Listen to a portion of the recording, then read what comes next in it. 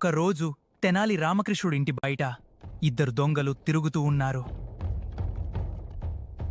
వాళ్ళు తెనాలి రామకృష్ణుడింట్లో బంగారం, వెండి చాలా ఉంటాయని అనుకుని దొంగతనం చేయాలని నిర్ణయించుకున్నారు. తెనాలి రామకృష్ణుడు వాళ్ళ మాటలు విని వారికి ఒక్క పాఠం నేర్పాలని అనుకున్నాడు. అతను తన భార్యతో గట్టిగా ఇలా అన్నాడు. మన దగ్గర ఉన్న నగలన్నీ ఈ పెట్టెలో పెట్టి బావిలో పడేద్దాం. అప్పుడు దొంగలు దొంగిలించలేరు అని చెప్పి ఒక పెద్ద పెట్టెలో రాళ్లు నింపి దానిని బావిలో వేసేశాడు. పెట్టెలో ఖజానా ఉంది.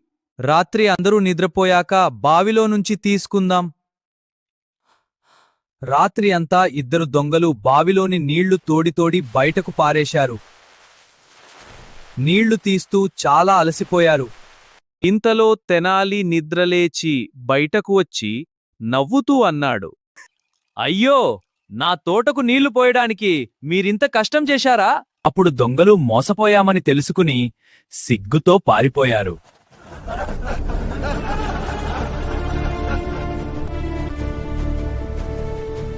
తెలివితో పెద్ద సమస్యలనైనా సులభంగా పరిష్కరించవచ్చు. Like, share, subscribe.